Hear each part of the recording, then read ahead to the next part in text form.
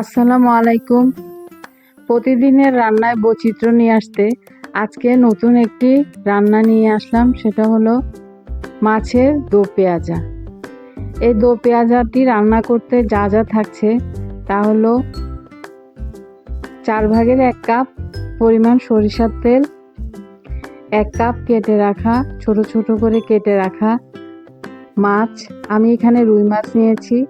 আপনারা যে কোনো দেশি মাছ যেমন টাকি মাছ, শোল মাছ, কাতল মাছ, যে কোনো মাছের ছোট ছোট টুকরো করে নিতে পারেন। আর সে সাথে দিয়েছি 1 কাপ পরিমাণ চিংড়ি মাছ।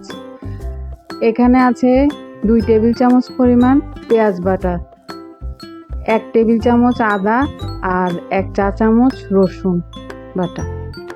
তো দো পেঁয়াজা রান্নাতে 2 ধরনের পেঁয়াজ ব্যবহার হয়, একটা হলো বাটা পেঁয়াজ আর একটা হলো কাটা পেঁয়াজ। তো আপনারা 2 ধরনের পেঁয়াজ দিবেন। এখানে আমি দিয়েছি 2 টেবিল চামচ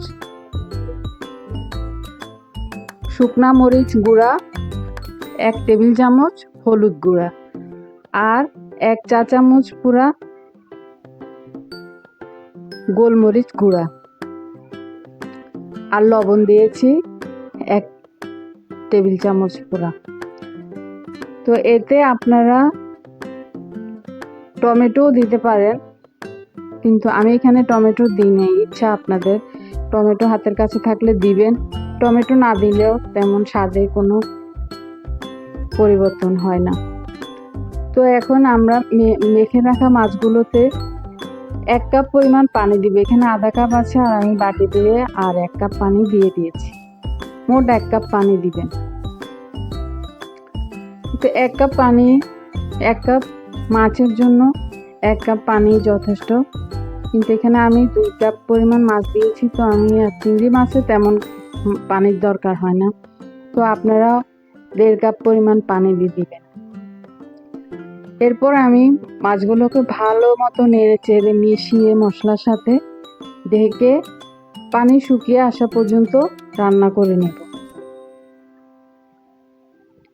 এরপর পানিটা শুকিয়ে আসলে আমরা ধনিয়া পাতা দিয়ে 1 মুঠো পরিমাণ ধনিয়া পাতা কাটা দিয়ে ঢেকে রেখে আরও 5 মিনিট লো আঁচে রান্না করে নেব। যখন তেলটা উপরে উঠে আসবে তখন বুঝে নেবেন রান্নাটি হয়ে গেছে।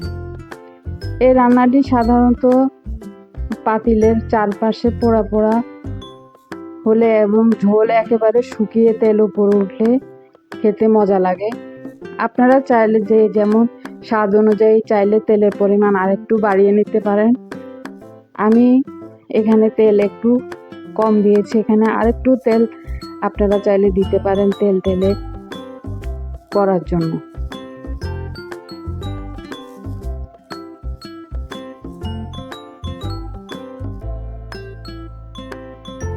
তো আমি এখানে ঢেকে দিয়েছি। ঢেকে পানি শুকিয়ে যাওয়ার পর আমি অফ ক্যামেরায় ধনিয়া পাতাও দিয়ে দিয়েছি 1 মুঠো। তো এখানে আমি আর চামচ দিয়ে নাড়বো না, এতে মাছটি ভেঙে যাওয়ার সম্ভাবনা থাকে। এভাবে পাতিলকে নেড়ে চেড়ে সাইড থেকে ছাড়িয়ে নেবেন। আমার রান্নাটি হয়ে গেছে, এখন আমি পরিবেশন করে দেখাচ্ছি।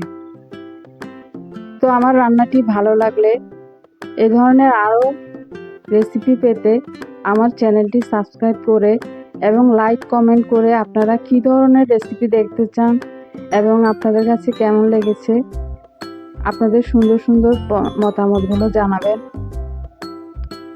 সবাইকে ধন্যবাদ।